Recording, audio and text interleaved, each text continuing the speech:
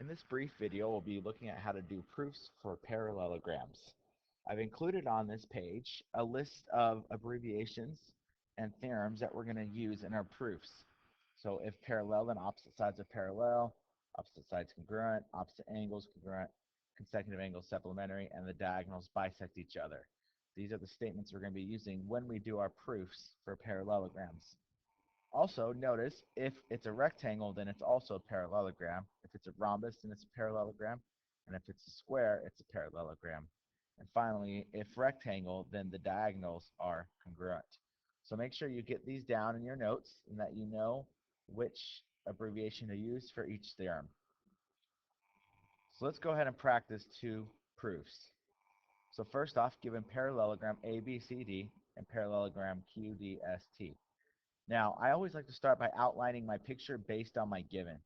So if ABCD is a parallelogram, that means angle A is congruent to angle C, angle B is congruent to angle D. Now, if QDST is a parallelogram, then Q is congruent to S, and D is congruent to T. Now, we're trying to prove that angle T is congruent to angle B, which it looks like from our picture we've actually done. So we have parallelogram ABCD, which is our given, and we have parallelogram QDST, which is our given also. From the first parallelogram, we know that angle B is congruent to angle D, because if parallelogram, then opposite angles are congruent. And then from this parallelogram, we know that angle D is congruent to angle T for the same reason. If parallelogram, then opposite angles are congruent. Now, if angle B is congruent to D and angle D is congruent to angle T, then by the transitive property, we know that angle B is congruent to angle T, and that's what we're trying to prove. So then we are done with that proof. All right, let's try this one.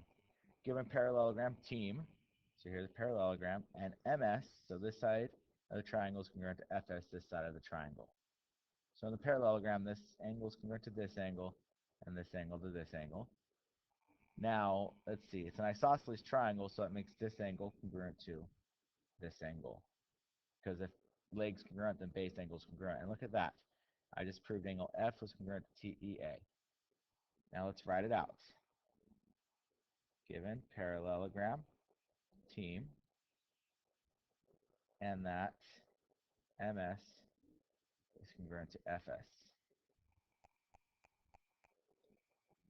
Now, based on the parallelogram, I know that angle M is congruent to angle AET, because if parallelogram, then opposite angles are congruent.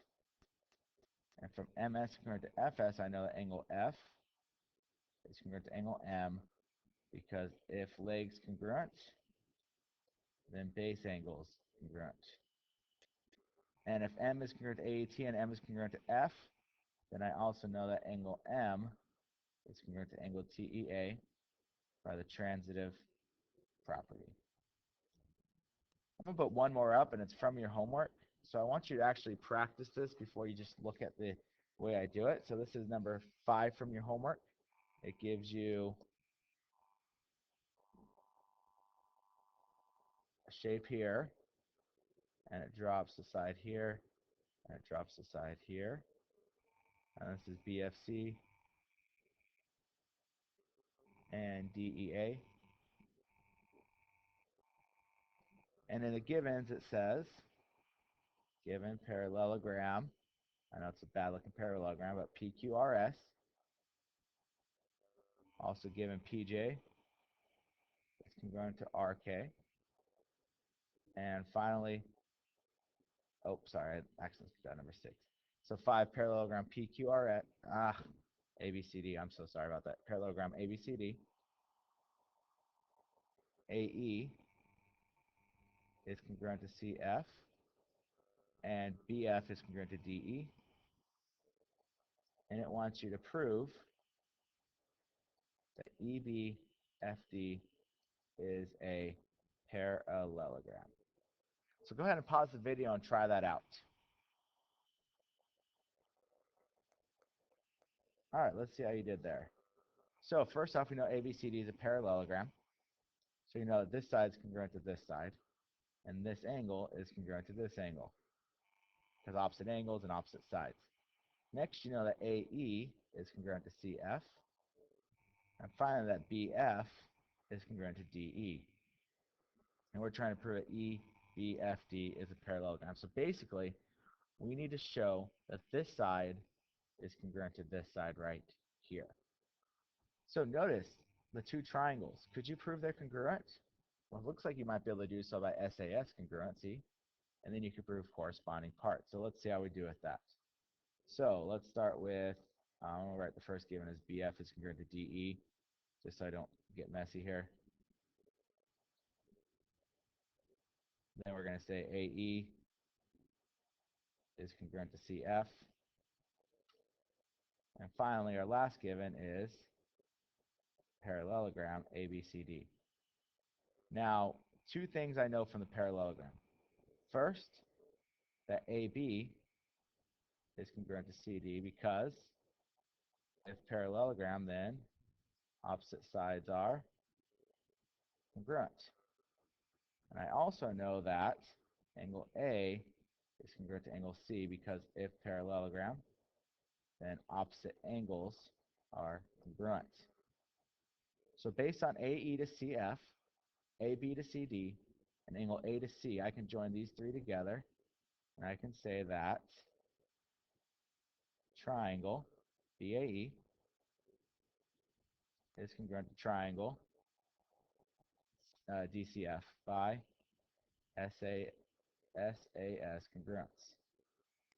And if those triangles are congruent, then I can come over here and say BE is congruent to DF by corresponding parts of congruent triangles are congruent.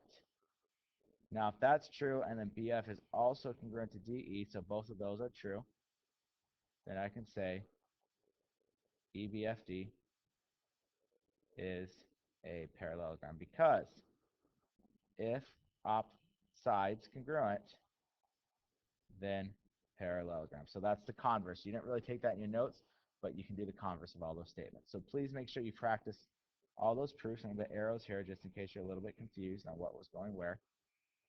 So please practice all those proofs, and thanks for watching.